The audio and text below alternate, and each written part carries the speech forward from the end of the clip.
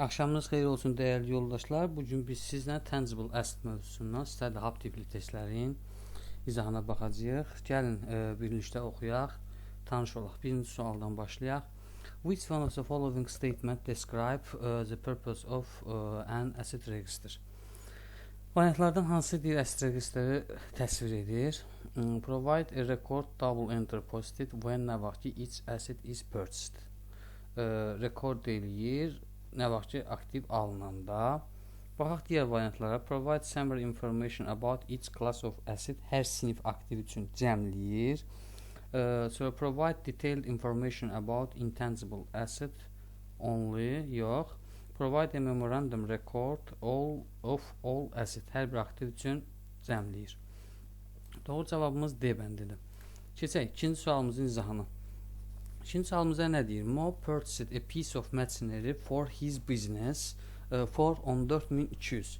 Maşın alıb, Mo 14.200 öz biznes üçün. He estimated that it would have a residual value of 2700. Sonda qalıq dəyərin 2700 olacağını təxmin eləyir və Mo's depreciation this asset on a straight line basis over 5 years. Düz xətli metodunu amortizasiya eləyəcək 5 il müddətində. Calculate the annual depreciation charge that will be shown in the statement of profit or loss. Profit loss'da görünən depreciation charge'ı hesablamağımızı istəyir bizdən. Gəlin 9.2 nömrəli testlə tanış olaq. Deməli, deyirik ki, kostumuz bu qədərdir, residual value'muz bu qədərdir, depreciation metodumuz straight line'dir, useful life'ımız da 5 ildir. Bizdən depreciation'ımızı soruşur. Depreciation charge nə qədərdir? Baxın, depreciation charge-da nə eləmişəm? Mən nə demişdik? Straight line metodda demişdik ki, costdan residual value-ını çıxırsan, bölürsən onun useful life-ını. Yəni, birliyimiz olur bu qədər depreciation charge. Birliyimiz olur nə qədər? 2300 dəyərində. Baxaq cavabımıza. Cavabımız doğrudur. Keçək üçüncü sualımızın izahına. For each tangible non-current asset, choose one depreciation method that should be used to calculate its depreciation charge. Deyir ki, aşağıdakı hər iki aktiv üçün 2 dənə aktiv verib, bu aktivlər üçün hansı olacaq ona baxaq. Motor vehicle daha tez köhnəlir, ona görə azalan qalıq metodundan 50% amortizasiya eləyərsən. Computer equipment isə bir o qədər motor vehicle baxanda tez köhnəlmir. Gəl bunu straight line ilə amortizasiya eləyərsən və hər il standart şəkildə amortizasiya eləyərsən. Baxaq variantımıza. Bəli, cavabımız doğrudur. Keçək bir sonraki sualımızın izahına. 4 nömrəli sualımızda ZCO has a matching that was initially estimated to have a residual value of 20. Residual value'sinin 20 olacağını təxmin edirsən. Technology has now advanced at 31 dekabr 2014. The business changed the asset estimated residual value to nil. Residual value'sını 0 olaraq dəyişirsən 2014-də. The machine was purchased on 1 yanvar 2010-cu ildə for 250.000 and its estimated useful life 10 years. 1 yanvar 2010-cu ildə 250.000 alıb və 10 il useful life istifadə edəcəyini düşünür, 10 il buna ömür biçib və estimated useful life remaining unchanged. Və bunun residual value'sunu 20.000 olaraq dəyərləndirib, 2014-cü ildə isə artıq buna residual value 0 olaraq biçir. Yəni, dəyərini 0 olaraq dəyərləndirir. Baxaq, what is the depreciation expense for the matching for the year end 31 dekabr 2015-də? Bizdən görəlim nə qədər istəyir. 9.4 Kostunu verib 250.000-dir, 20.000 residual value'miz olub və useful life'ımız da 10 il kimi qiymətləndirirsən. Sonra residual value'ını nil eləyirik, yəni 0 olur residual value'miz və remaining useful life'ımız var bizim burada, qalıq ilimiz. Hansı ki, bu qalıq ilimiz nədən bildik 5 il qalıb? Baxın, adam aktivi alıb 1 yanvar 2010-cu ildə, 31 dekabr 2010, 1 ilimiz tamam olur və 4 ilimizdə 31 dekabr 2015 üzərinə gələndə 5 ilimiz gedir. Yəni biz artıq bu aktivimizi 5 il istifadə etmişik. Bizim 5 il remaining useful life'ımız qalıb sayılır. Tamam mı? İndi misalımızın izahına baxırıq. 1 illik amortizasiyamızı tapırıq ilk əvvəlcə. Straight line metoddur zaten. 250.000-dən 20.000-i çıxırıq və bölürük 10-a. 10 ilimiz var, axı useful life'ımız 10-dur. 1 illik amortizasiyamızı tapdıq ki, 23.000 qədər bizim 1 illik amortizasiyamız var. Sonra bizim aktivimizin bir 5 ilə yığılan amortizasiyası var da. Onu tapırsan və carrying value'sunu hesablayırsan. Deyirsən ki, mənim kostum 250.000-dir və 1 ilim 23.000-dir. 5 ilə vururam bu 23.000-i, onu çıxıram kostumdan. Mənim aktivimin 135.000 qədər carrying value'su qalıb. Carrying value'su qalıb 135.000 qədər. Bu 1 illikdir.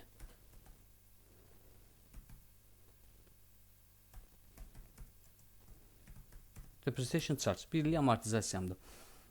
Bunu da tapdım, bunu da tapdım.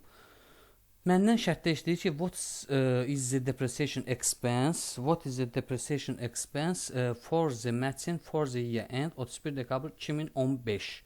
Yəni mən bunun qalıq dəyərini, residual value'sunu dəyişəndən sonra mənim amortizasiyam, yəni növbəti il üçün mənim amortizasiyam nə qədər olacaq? 135.000 qədər amortizasiyam qalıb. Biz burada nə demişdik? Baxın bunun hesablamasında demişdik ki, kostdan residual value-nu çıxırsan. Burada residual value-nu 0 olduğunu nəzərə alırsan və carrying value 135.000-dir. Ona görə 5 ilimiz qalıb. Remaining useful life-ımız 5 ildir. Bölürsən 5 ilə və 1 illik mənim amortizasiyam olur 27.000 dəyərində. Keçək digər bir sualımızın izahına. Fred has a building that cost 650.000 15 years ago. It is being depreciation over a period of 50 years with nil residual value. 50 il ömür biçib 650.000 alıb, 15 il əvvəl alıb və 50 il ömür biçib nil residual value qalıq dəyəri 0 olaraq qiymətləndirib. Market condition have significant increased its value. Deməli, bazar dəyərlərinə əsasən onun qiyməti artır. An expert has revalued the building at 900.000. Bina yenidən qiymətləndirilib 900.000-ə. What journal entry needs to be posted to reflect the revaluation? Aşağıdakılardan hansıdır bu yenidən qiymətləndirməyə uyğundur da, belə deyim. 9.5-ə baxaq.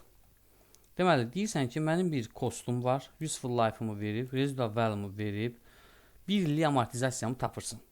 1 illik amortizasiyamı tapdım ki, 13.000-dir. Daha sonra 15 illik amortizasiyamı tapırsan, 195.000-dir. Və carrying amount-umu tapırsan ki, mənim carrying amount-um nə qədərdir? Carrying amount-um 650.000-dir və bu da belə. Baxın, 650.000-i 195.000-i çıxmışam və mənim carrying amount-umu tapmışam ki, carrying value-um nə qədərdir? Və mənim bir revaluation-um da var. Mən bunu yenidən qiymətləndirmişəm öz aktivimi.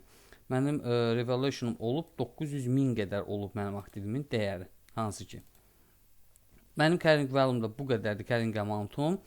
955.000 çıxanda 445.000 qədər mənim bir revaluation-um var.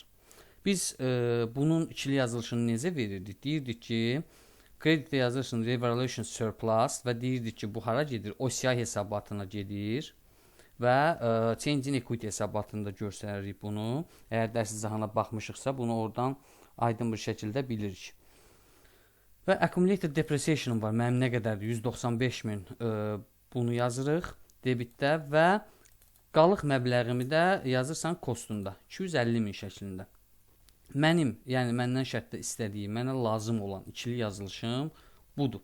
Baxaq bu ikili yazılış varmı bizim variantlarımızın içərisində?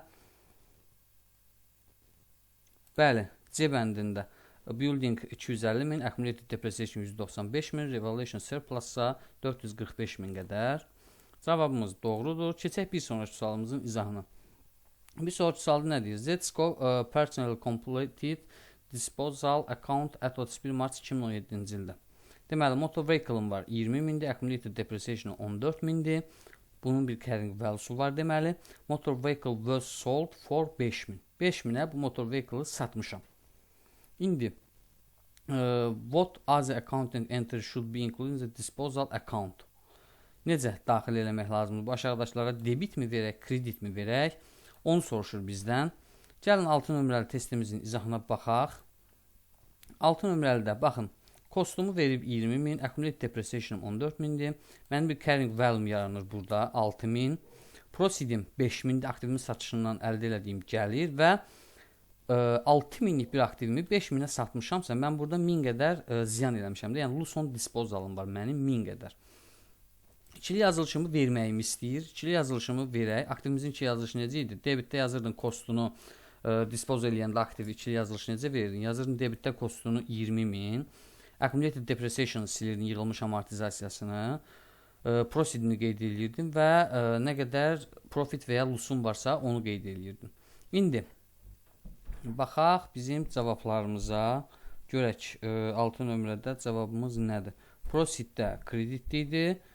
Loss on disposalımızda kreditli idi. Baxın, proceedim kreditdə, loss on disposalım kreditdə. Hər ikisi kreditdə. Yəni bunları məndən istəmirdi. Mən sadəcə misal daha izahlı olsun deyə, daha aydın başa düşəsiz deyə bunları da yazdım. Keçək bir növbəti sualımızın izahına. Nədir? Which of the following type of expenditure is allowed to be capitalized under IFRS 16 property, plant and equipment as part of the cost of construction a piece of machinery? Deyirik ki, hansı xərci kapitallaşdıraq, hansı xərci kapitallaşdırmayaq. Sadəcə bunu soruşur bizdən. Və baxaq şərtlərə. Insurance cost kapitallaşmır, training cost demişdik ki, kapitallaşmır, installation and assembly cost isə kapitallaşırdı. Burada cavabımız sadəcə 3 olacaq. Yəni bu misalı daha yaxşı başa düşməyimiz üçün asset expenditure var dərsimizin içərisində. Hansı xərc kapitallaşır və yaxud da ki, revenue expenditure nə gedir, onları bilmək lazımdır. Onlara baxmaq lazımdır. Tamam, keçək bir növbəti sualımızın izahına. 8 nömrəli sualımızda nə deyir? State whether each of the following statement about true or false.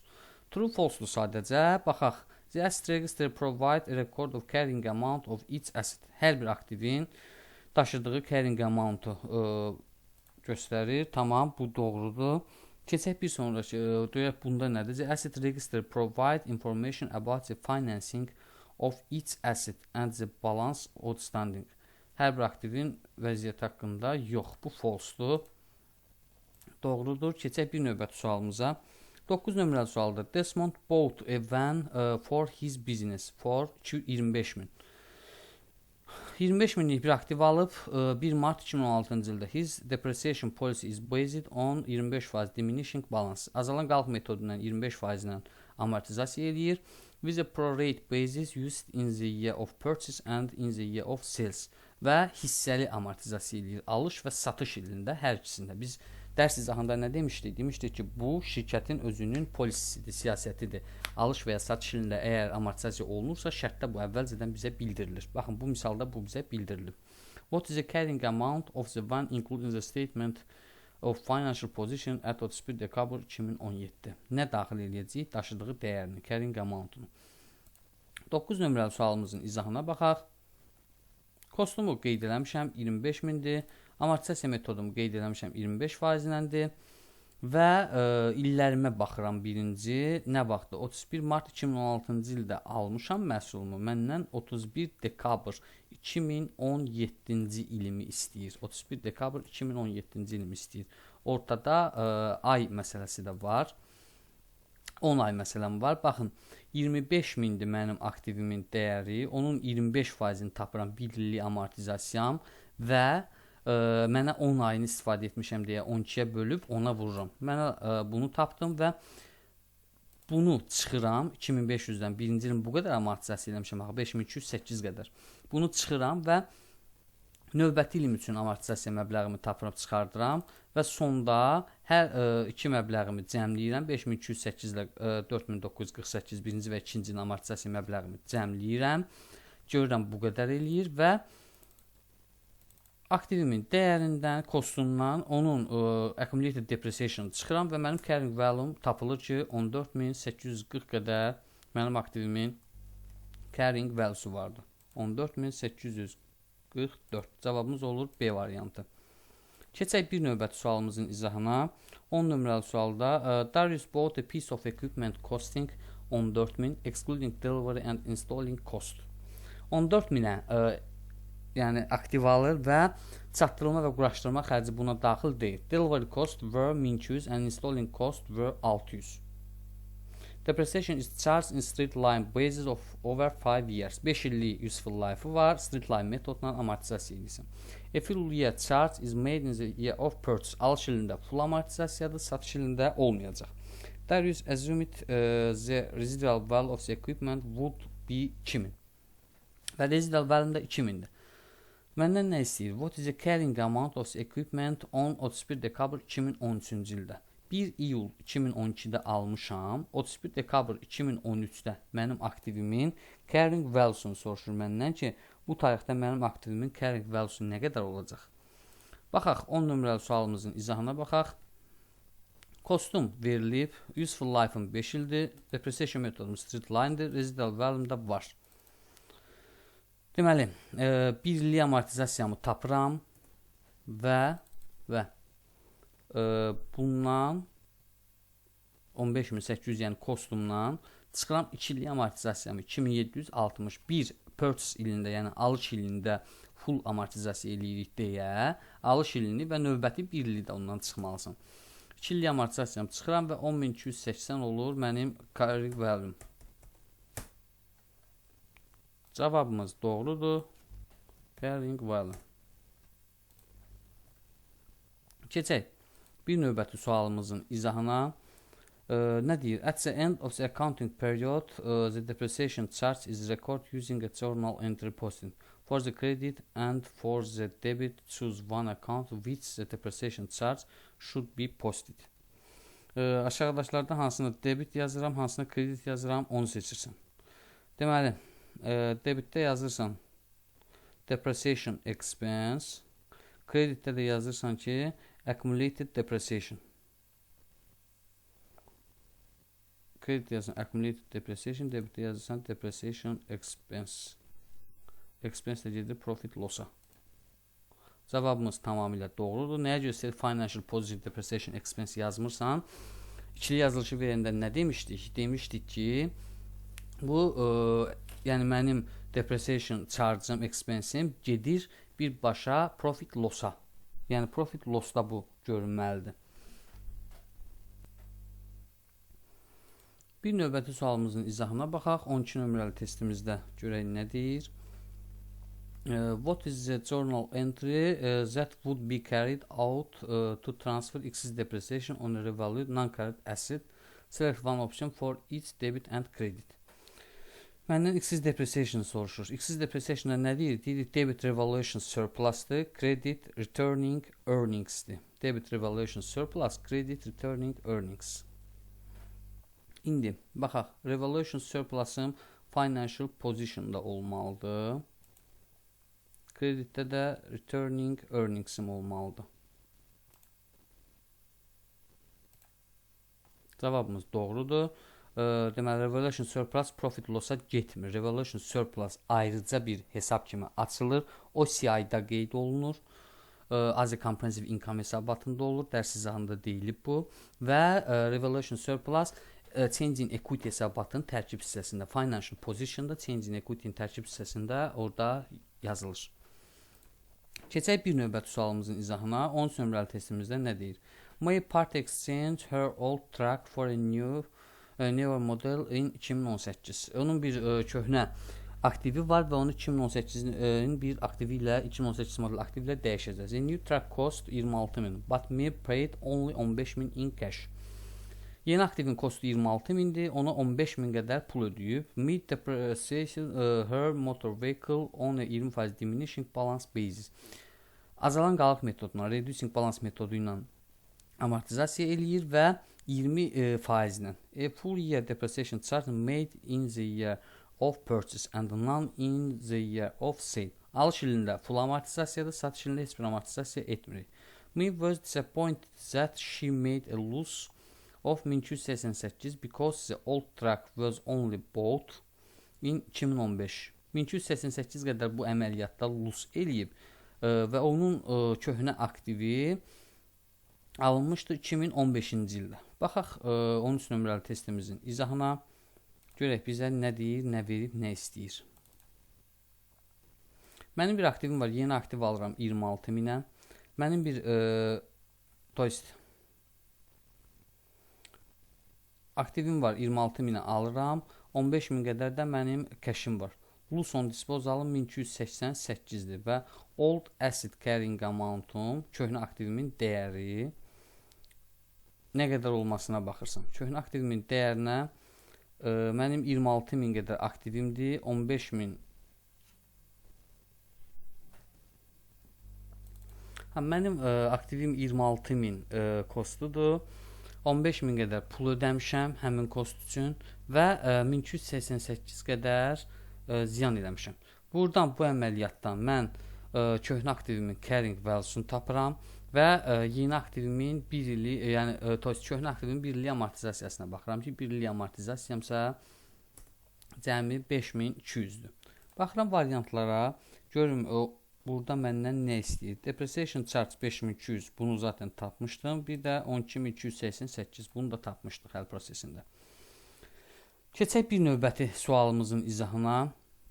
14 nömrəli sualda look at disposed of a building for 640.000 on 31 dekabr 2019-cu ildə the building had been revalued on 31 dekabr 2016-cı ildə increase the original cost by 120.000 to 680.000.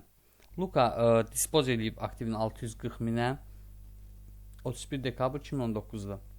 The building həmin bina yenidən qiymətləndirilmişdi 2016-cı ildə 120.000-dən 680.000-ə. Look at the policy of depreciation building pro rata on straight line basis over 40 il.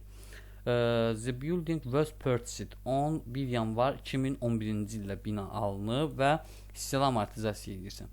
What was the profit on disposal the building to be recognized the statement of profit or loss for the year end 31 dekabr 2019. 31 dekabr 2019-da profit lossa nə qədər profit on disposal gedəcək, onu istəyir məndən 14 nömrəli sualda. Gəlin birlikdə baxaq. Deməli, mənim dispose elədiyim məbləğimi verib, revaluationumu verib və mənim bir remaining useful life-ım var, qalıq ilim var. Qalıq ilimə baxırsan, deməli, deyirsən ki, mənim aktivimin qalıq ilini hardan tapdım, onu deyim sizə. 1 yanvar 2011-ci ildə aktiv alınıb, özü də şərtlədir ki, mənim 40 illik ömür bitmişəm aktivimə və mən bunu bir revalute eləmişəm. Nə vaxt? 31 dekabr 2016-cı ildə. 1 yanvar 2011-dən 31 dekabr 2016-ya cəmisi keçən dövr 6 ildir. Yəni bu 40 yazmayım da bunu bu cürdə yaza bilərəm.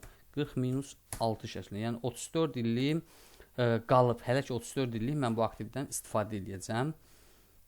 Depreciation charge-ıma baxırsan, revaluation yenidən qiymətləndirilib. Bu qədər olub və 34 illiyə böləndə 1 illik amortizasiyam olur mənim 20.000. Və mənim 1 il sonra, yəni bu aktiv yenidən qiymətləndirilib 31 dekabr 2016-da və 1 il sonra mənim aktivimin dəyəri olub 600, yəni aktivim qiymətlənib 680.000-ə. 3 il keçəndən sonra 1 iliyim 20.000-dir 1 illik amortizasiyam. 3 illik amortizasiyamsa 60.000 təşkil edəcək. 620.000 mənim aktivimin qiyməti qalır. Və mənə deyir ki, şərtdə mən bu aktivin satışından 640.000 qədər pul əldə eləmişəm. 640.000-ə dispozit eləmişəm mən bu aktivimi. Yəni proceedim 640.000-dir. Onda proceedimi tapırsan ki, bu 640.000-dən çıxırsan 620.000. Görürsən ki, 20.000 profitin var sənin. Bu proceeds, aktivin satışından əldə olunan gəlirdir. Proceeds. Aktivin satışından əldə olunan gəlirdir və görürsən ki, mənim profit on disposalım 20.000 təşkil edir. Baxaq varianta. Tamamilə doğrudur. Bir növbəti testimizin izahına baxaq. 15 nömrəlidir. AlphaCo incurs the following expenditure when purchasing and installing a new piece of machinery. Aşağıda verib və according to IFRS 16 property, plant and equipment what amount should be included in the tangible non-current asset reflect to the cost of machinery. Nə qədər olacaq? Purchase-imi verib, hansı xərclər kapitallaşacaq, asset expenditure olacaq, yoxsa revenue expenditure olacaq, onları sadəcə soruşur bu case-də bizdən. Purchase-im var, 150.000 təşkil eləyir. Çatdırılma xərcim kapitallaşacaq, installing xərcim kapitallaşacaq, staff training xərcim isə bu revenue expenditure olaraq gedəcək. Və 1500, 7500, 9000, o da 150.000. Hamısının ümumilikdə cəmi 159.000 təşkil edəcək. Cavabımız doğrudur. 15.000 isə revenue expenditure olaraq siləcəyik. Yəni baxın, biz financial positionda bu haqqda danışanda hər ikisi də eyni tərəfdə kəşim azalırdı. Bunun əvəzində kredit kəş idi. Bunun əvəzində mənim aktivimin üzərinə gəldi. Aktivimin qiyməti artırdı. Bu asset expenditure idi. Revenue expenditure isə sən bunu profit loss-da göstərirdin. Keçək bir növbəti sualımızın izahına baxaq. 16 nömrəli testdə nə istəyir? Rashid a sole trader purchased a new machine for long-term use in his business. Sole traderdir, fərdi sahibkardır və yeni bir maşın alıb şəxsi istifadəsi üçün. He has the finance purchase by taking out a bank loan. Bank loandan Rashid will start to make capital repayments on the loan in 2 years time. 2 il ərzində bu pulu ödəyəcək. Which of the following is correct journal entry to record purchase of this new machine? Bu yeni aktivin alınmasının doğru 2 il yazılışıdır. Deməli deyirsən ki, debitdə sənə aktiv gəlib də, debit assetdir, non-current asset. Kreditdə isə qeyd eləyirsən bank loan və yaxud da ki, bu sənin liability-dir, yəni sənin öhdəliyindir. Kreditdə də öhdəliyi qeyd eləyirsən, payable-ındır. Cavabımız doğrudur. Keçirik 17 nömrəli sualımızın izahına. He purchased a computer for 2000. 1 oktyabr 2017. 1 oktyabr 2017-ci ildə 2000-ə kompüter alıb. His depreciation policy is to charge depreciation 40% diminishing balance. Reducing balansından amortizasiya edir 40% ilə. Pro rata basis of purchase and the year of sales. Alış və satış ilində hissəli amortizasiya edir malını. What charge for the depreciation was made for the year end 31 dekabr 2019. Baxın, ilin ortasında hər hansısa bir ayında qeyd eləyib və səndən hissəli amortizasiya olunduğunu bildirir və 31 dekabr 2019-da səndən depreciation charge-ını soruşur. 17 nömrəli sualımızda. Baxırsan 17 nömrəli sualıma, deyirsən ki, kostum var, depreciation metodum 40%-dən reducing balansdır və birinci ilimdə nə qədər olacaq?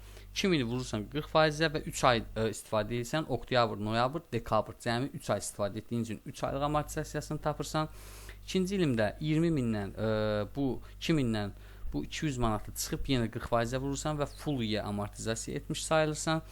Üçüncü ilimdə isə bu 2000-dən 200 və 720-ni çıxırsan, 200 və 720-ni çıxırsan. Onun da 40%-ə vurursan. Yenə 40%-ə vurursan və 432 qədər amortizasiya olur. Və şərtdə deyir ki, what charge for depreciation was made for the year end 31 dekabr 2019. Biz nə demişdik prosesin izahında, dərs prosesində?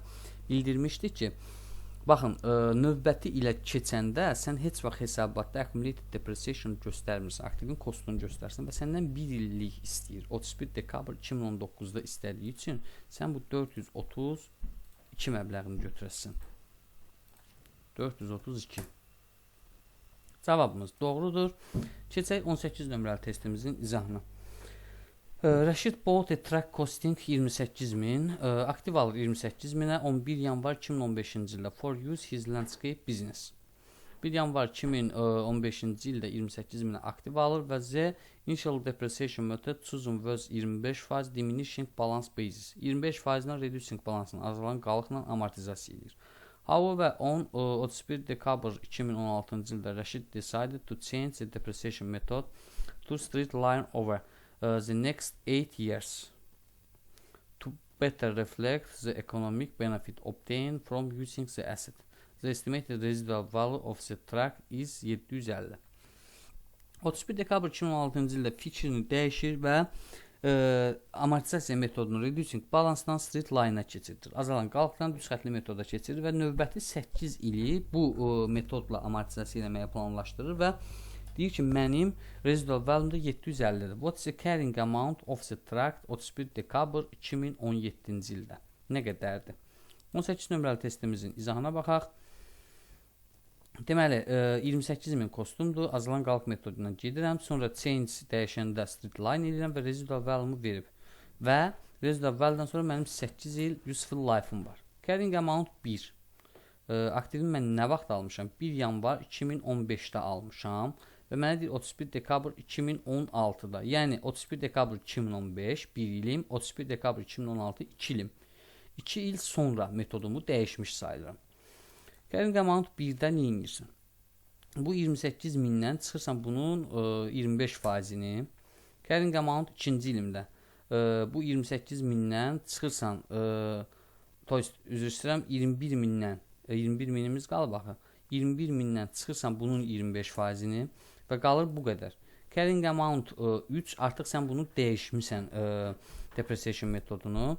Baxın, nə edirəm? Mənim qalıq dəyərim nə qədərdir? Carrying value 15750-dir. Sən 15750-dən düz xəttli metoduna amortizasiya edirsən, yəni 8 il müddətinə useful life-ına və görürsən ki, sənin carrying value 13875 qalmalıdır. Cavabımıza baxaq, 13875. Keçək bir növbəti testimizin izahına.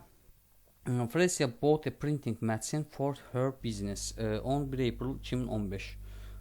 Aktiv alır öz biznesinə 1 April 2015-də. It cost 18.000 and Fresia decide to depreciation it over 10 years with a zero residual value.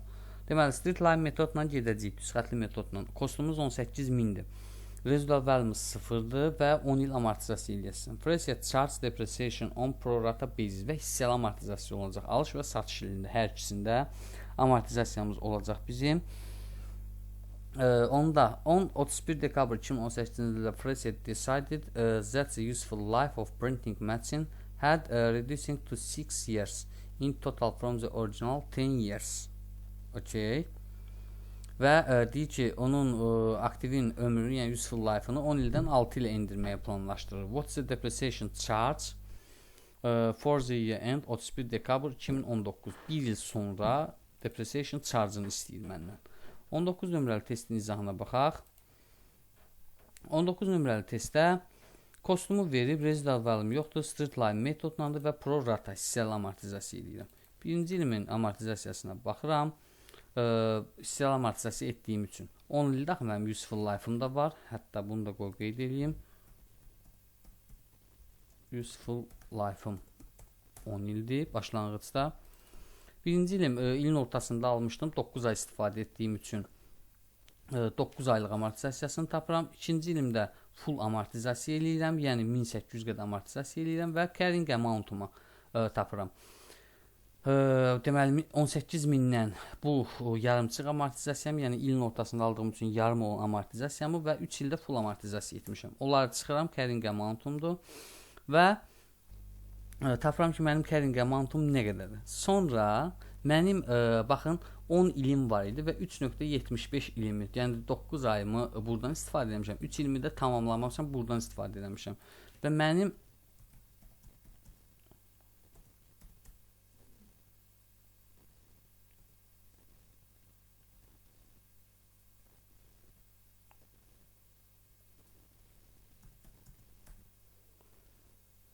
mənim bir remaining useful life-ım qalır axı.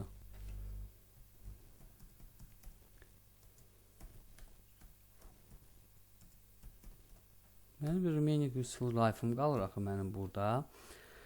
10 ildən mən bunu indirmişəm 6 ilə, hansı ki, və bunun 3.75 ilində artıq istifadə edəmişəm. 2.25 il mənim remaining useful life-ım var. Və mənim aktivimin carrying value-su bu qədərdir. Onu da bölürəm, baxın görürsünüz yazmışam 6 minus 3.75. 5000 qədər mənim depreciation charge-ım olur. Cavab olur B bəndi. Bir növbəti sualımızın izahına baxaq. 10-30 Jun 2015-ci ildə Perry reviewed the depreciation method, useful life and residual value of his asset.